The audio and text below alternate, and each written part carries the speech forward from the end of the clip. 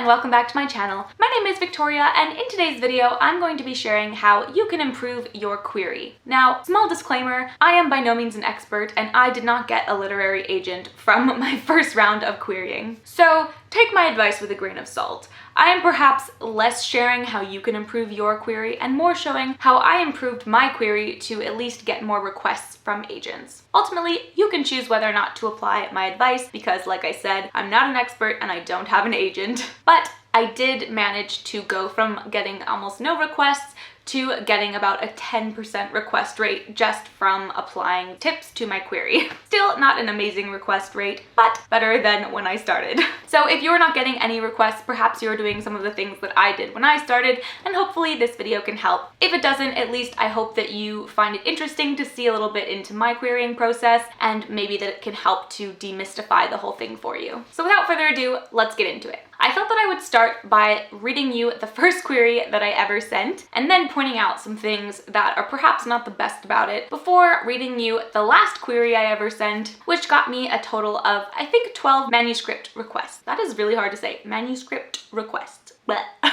Alright, so the first query I ever sent, I will put it up on the screen so that you can follow along more easily. Of course, I've removed the salutation with the agent's name, so it'll just start from paragraph 1. I saw on Twitter that your hashtag manuscript wishlist includes YA in all genres, as well as stories set in Canada.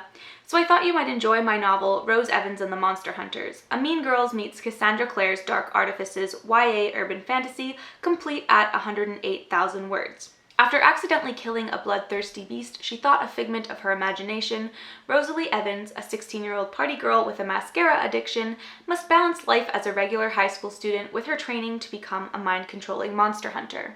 Rose Evans is a hot mess. 12 months ago, she was a single-minded dancer with a budding career. Now she is a party girl allergic to responsibility with 2-day-old makeup and a dumpster fire of a report card. It isn't her fault. Focusing is kind of hard after witnessing a flying snake thing eat 12 people. A flying snake nobody else could see. Correction, nobody else but the Dorathians. When Rose accidentally saves herself from becoming monster meat with a well-aimed rock, these monster hunters are convinced that she is one of them. Worse, with her sudden and mysterious ability to read minds, they deem her the long-awaited child of light, a hero destined to save Vancouver from, well, they don't know exactly. But bodies are piling up, each one with delicately peeled skin and limbs meticulously removed. Now, Rose must learn to battle the beastly hordes and master her newfound ability, a power she is increasingly tempted to use as her secrets strain old relationships. Struggling to let go of her former life and high-heeled boots, Rose must follow the trail of corpses and stop the killer before anyone else is murdered, or she herself becomes a monster. My first novel, Rose Evans and the Monster Hunters, is a standalone with series potential, and will appeal to readers of Rochelle Mead's Vampire Academy and This Savage Song by Victoria Schwab. An LGBTQ+ inclusive story, Rose Evans also depicts the role model I wish I had when I was younger, a girl who is both gentle and feminine and yet learns to rescue herself. When I am not writing, I can be found discussing all things bookish on my YouTube channel Inquillery, which has a platform of over 8,700 subscribers. Please find my sample chapters and synopsis pasted below. Thank you very much for your time. I look forward to hearing from you at your earliest convenience. Okay, so let's start with what I did somewhat well, because I don't think this is like the worst query ever. I think that the structure of this query is really well done. I started with personalization, why I thought this agent could be a good fit, then gave the metadata of the genre and the word count, followed by a brief description or elevator pitch of the overall story. From that, I went into a couple of paragraphs about what the story actually is and the central conflict, and then concluded with comparative titles and my personal bio. I don't really have any professional writing credits, so I didn't include anything except for the fact that I have this channel. And as you can see, I wrote this a long time ago because I only had 8,000 subscribers at the time. Overall, I think that, like I said, was really well done, and I think I also did a good job of having voice in the query. It wasn't just a simple narrative overview, but I liked to use language I felt like my character would use, such as dumpster fire or saving herself from becoming monster meat. However, that said, there are some issues with this query which I think prevented me from getting full requests, as when I did change them, as I'll show you later, I did end up getting requests from the new revised query. The first thing is that my novel was way too long. 108,000 words for a young adult debut is really long. I was never able to get it quite under 100,000 because the story has a lot going on, but I did eventually trim another 6,000 words off of it. Honestly, I think it was 116,000 when I decided it was done, and then I cut it to 112,000 for my first query, and then again down to like 102,000. So when you think you have nothing to cut, you do have things to cut. The second thing that I don't think that I did very well is when I set up my concept comps in the first paragraph, I didn't explain what about those comps are actually relevant. I simply said Mean Girls meets Cassandra Clare's Shadowhunter Chronicles, but I didn't specify what it is about Mean Girls or the Shadowhunter Chronicles which are present in my book. The next thing is that my central part is a bit long and wordy. I think it does do a good job of setting up the central conflict, but the way that it depicts the conflict is, like I said, wordy, but it also seems to suggest that this is just another chosen one story like all the rest. It does show that my protagonist is a bit of a reluctant hero, but what this query pitch focuses on is the fact that she was normal and now she has superpowers and she has to master them in order to save the world or the town. That's not a bad concept in and of itself, but I think we can all agree that that story has been done 100,000 times. This doesn't really give us any sense of why my book is specifically different from those, or what sets this monster hunting story apart from other ones. Finally, in the last paragraph, another thing that I did differently by the end was that I said that this book is an LGBTQ inclusive story, but I didn't specify what that means. I myself am a queer woman, and at the time I wasn't out, so I wasn't comfortable pitching it as own voices or saying that I in any way have a shared experience with my protagonist, which I think is valid. Some people aren't ready to come out or market their book that way, but I do think that it did work against me in some ways, or not against me, but it didn't help because I simply said it's inclusive, but like that doesn't tell us why my voice in particular is relevant. So I think I queried with this query for the first, I want to say like 6 months or so, and when I wasn't really getting a lot of good feedback, I decided that I should switch things up. I also rewrote part of my first chapter because I had done things like starting with dialogue, which they kind of say you're not supposed to do, and and they're like, you're not the exception, but I'm that person that was like, but I am the exception. So I changed up the beginning of the story a bit also, and then completely rewrote my query to focus on different aspects of the story and kind of show why this book is different from other monster hunting books. So what I'll do is I'll read through my latest query, and as I go through, I'll stop and point out how I've changed it from the original. Maybe I can put them up side by side on the screen, but if not, I'll put the new one up. When I saw that your #manuscript wishlist for this year includes monsters and monster hunting, I thought you might enjoy Rose Evans and the Monster Hunters, an own voices YA urban fantasy novel of 102,000 words that combines the high-stake high school tension of the CW's Riverdale with the supernatural hunter premise of Cassandra Clare's Shadowhunter Chronicles. So right off the bat, we can already see a big shift here. I've, like I said, shaved 6,000 words off of the manuscript, and now I've explained why the comps I'm using are relevant. So I switched Mean Girls to Riverdale because the things I liked about both of them were the same, so I could use either, and Riverdale is a more recent piece of media. So right in this beginning, the agent gets a much better understanding of what my book is about.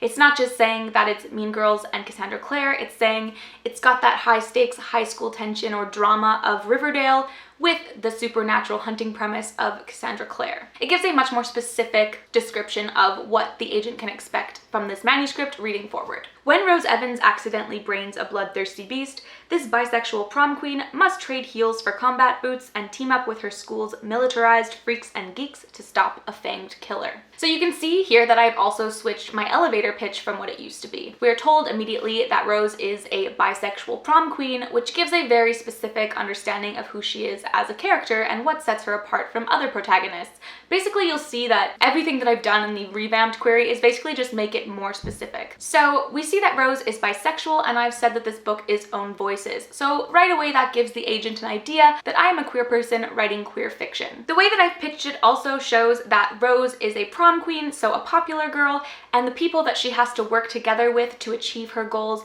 are the geeks and freaks, or the losers of her high school. So right away that demonstrates the high school tension that I referenced earlier, and shows how the central conflict is going to also revolve around very grounded, normal teen dynamics. Versus in the first pitch, you can see that I said that Rose was normal, and then became part of this group of monster hunters. What you can see in this new pitch is that I've said that when shit hits the fan, Rose has to work with people in her normal life in a new capacity, which ultimately represents the book a lot better because while she does find out she's a member of an ancient race of monster hunters, those people in her town that are the monster hunters that already exist are people in her high school. So a lot of the drama of the book revolves around those high school dynamics and in the high school itself. Let's continue. Rose Evans just wants to fit in.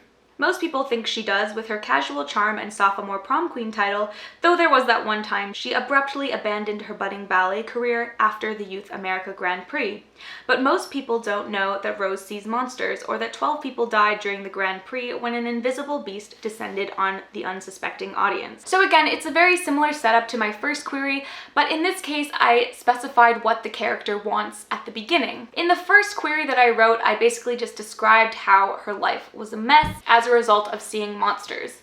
In this new query, I've done the same thing, but I've also shown how that affects her goals.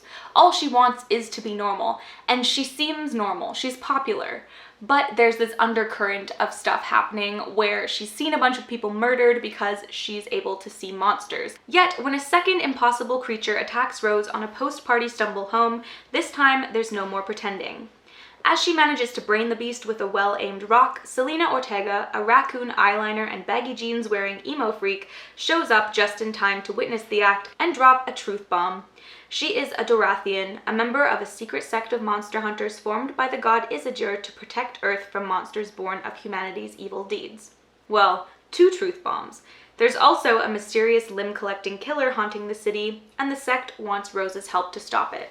So again, it's quite similar to the first pitch, but rather than getting into the wider conflict with her powers and what the sect wants and their goals, it stays much more focused on Rose and her day-to-day high school life, which is really what grounds the story and what carries it from the beginning to the end. So I started directly with the inciting incident, how she's on a walk home from a party and gets attacked by a monster, manages to kill it, and then Selena shows up. This follows quite nicely from the first half of the query because this is a concrete example of one of those freaks and geeks who she now has to work with to protect the city. Where in the first query, I mostly just focused on Rose and her leaving her normal world for this other monster hunting world.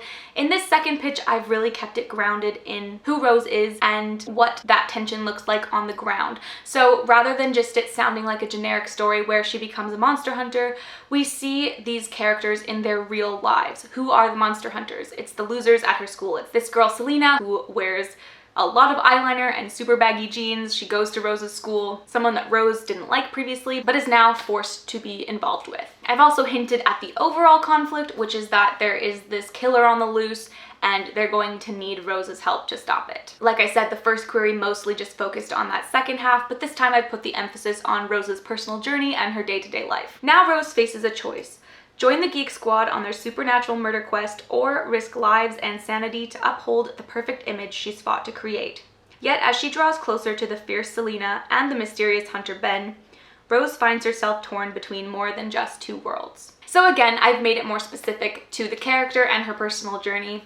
In the first query, I simply said now she must battle these monsters before people die. In the second query, I have shown what Rose's personal stakes are in this conflict. She has to choose. Is she going to work with these monster hunters to protect people, or is she going to ignore everything she's learned in order to continue being the popular, pretty, normal girl? There's also personal romantic stakes in the sense that she finds herself falling for Selena as well as Ben, and so that harkens back to the beginning of the query when I said that she was bisexual. Now you can see where the representation is playing out in the actual story. So for my concluding paragraph, my debut novel, Rose Evans and the Monster Hunters, will appeal to fans of Slayer by Kirsten White and Christine Lynn Herman's The Devouring Grey. Here's also a change. I've just added some more contemporary recent books that would compare to it. It offers a contemporary high school twist on traditional monster hunting narratives and an LGBTQ take on the YA love triangle trope. So in this sentence, I've now specified exactly what my book offers to the market that sets it apart from other monster hunting stories, and just generally YA tropes in particular. I feel like this shows that I'm very aware of the market and also why the agent should be willing to bet on my personal unique voice and story. When not writing, I can be found creating bookish content for my YouTube channel, Inquillery, which has a platform of over 23,000 subscribers. So here we are, much closer to the present day. Please find the first chapter of my manuscript pasted below. Thank you very much for your time. You'll notice I took out "I look forward to hearing from you at your earliest convenience." I feel like that line is neither here nor there, but I've seen some people saying that it seems a little bit presumptuous, so I just decided it's safer to take it out and say thank you for your time and not make it sound like I'm expecting anything back from them. Just simply thank you for taking the time to read this query, and of course, they know that I want to hear from them. As I said, I didn't end up getting an agent with this query, but I did end up getting about a dozen requests after I rewrote the query and tried again. So all this to say, while I am no expert in getting an agent, what I can say to you is that you should be willing to rewrite your query and rework your query, but also don't give up if you're not getting any initial bites. It doesn't mean that your book is bad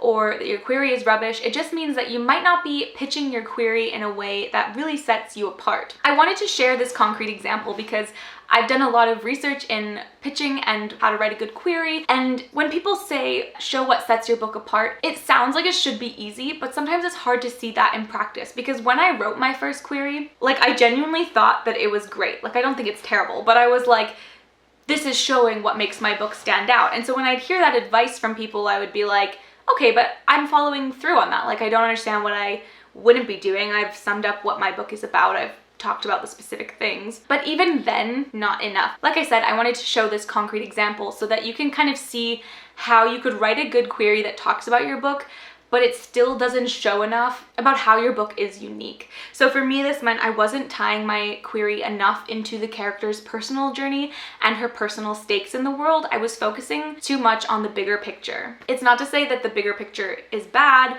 it's just that when an agent is reading hundreds of queries, they need to be really attached to that character and their journey.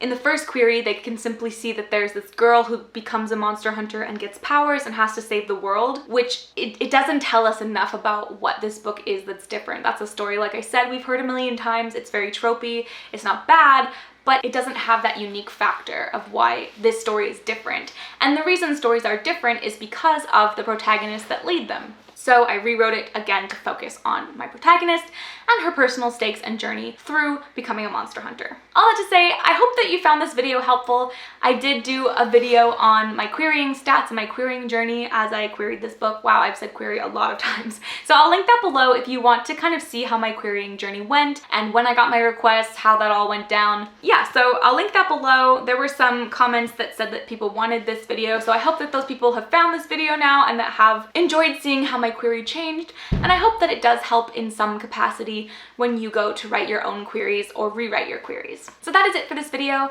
I hope you enjoyed it. Give it a like if you did and subscribe if you haven't. If you want to support this channel, you can find a link below to my Buy Me a Coffee page where all donations go towards helping me put my music up on streaming platforms. I now have a membership option, so for those of you that have donated multiple times, you can now sign up for the auto monthly donation and save yourself the trouble. Thank you. But of course, I appreciate one-time donations as well. Everything is super helpful for me. So once again, thank you so much, and I will see you in the next video.